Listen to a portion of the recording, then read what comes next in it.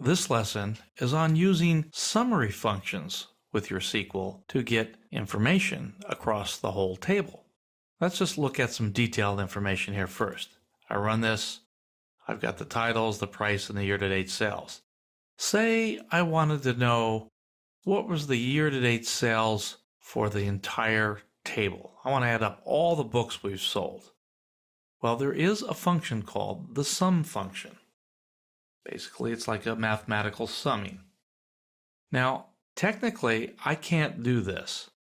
I can't see detailed information and summary information in one statement. I should have to do it like this. Let me take this out.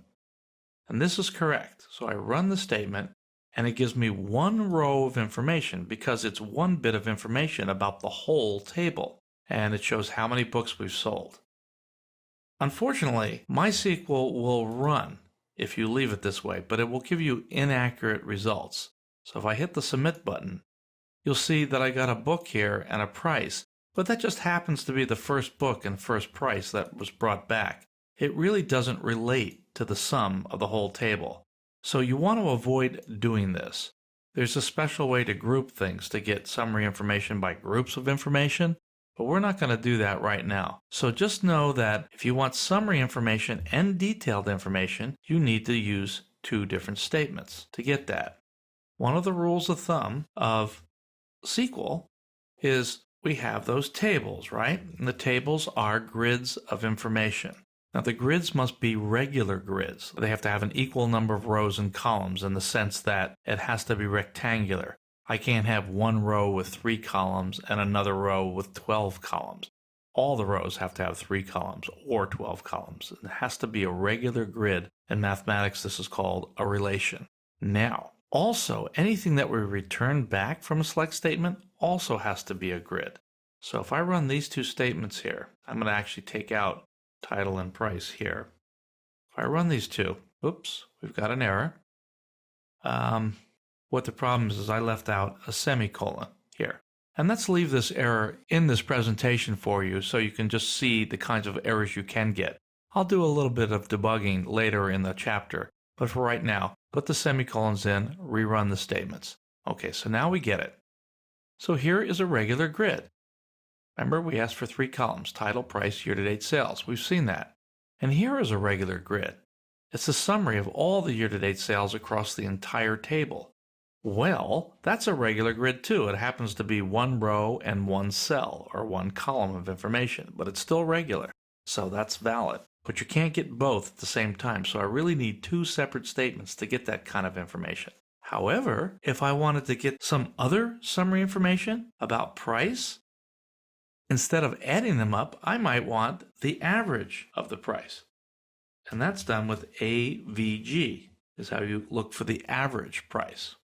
Let's put that in there, and I'll run this again. So now I can get the average price and the summary amount values for all the year-to-date sales because they're both answers about the whole table. So it'll appear on 1 row as 2 columns. That is okay. That's legitimate. There are some other aggregate functions that we can use to get summary information. Now let's look at this. I'm going to take out the regular grid here for a moment. The regular grid of all the information that shows the detail. And I'm going to add a count. And it's a count star or count asterisk. And what that does is it counts all the rows in the result list. Let me run this. It says 18 in the book table. However, if I wanted to count not just the rows, but I wanted to count the price columns that have values, watch what happens. I get 16. And the reason I get 16 is when I look at a specific column, it looks at those values and it ignores any row that has a null in that column. And I happen to know that I have 2 rows where the price is null. So it's only going to count up to 16. This is true with the average price. Average price, it didn't average in 18 rows because 2 of the rows had a null in the price. So it averaged the 16 rows where they were not null. And in this case, year-to-date sales, I don't believe there were any nulls. If they were, they would be ignored in the summary amount. Let's look at something else. We have a couple of other aggregate functions that we can use. minimum and maximum. So that's min for minimum, maximum just max. And I can get both in one statement because there's summary information. Submit it. The minimum price is $12.99. The maximum price is $42.95. So again, since it's across the whole table, that information, I can get that. So we have average, sum, min and max. We also have the count star or count asterisk to count all the rows returned in the result set. And we have a count of a particular column. Now, let's go back to the count for a second.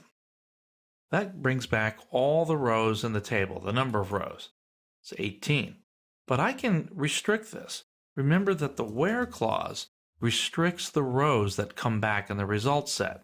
So if I said where price is greater than $30 for the book, this where clause will take effect first. It'll eliminate all the rows that don't have a price greater than 30. Then it'll count them. So I run that, and it says I've got 4. I can get a warm fuzzy by doing this. Get rid of the count, and this will bring me the details. And I can see that these prices are all above $30. And I'm sure if I looked at the data that there would be none others that we missed. The math works pretty well in SQL. Don't have to have any fear there. That's how we can use these aggregate functions or these summary functions. And that ends our lesson on summary functions.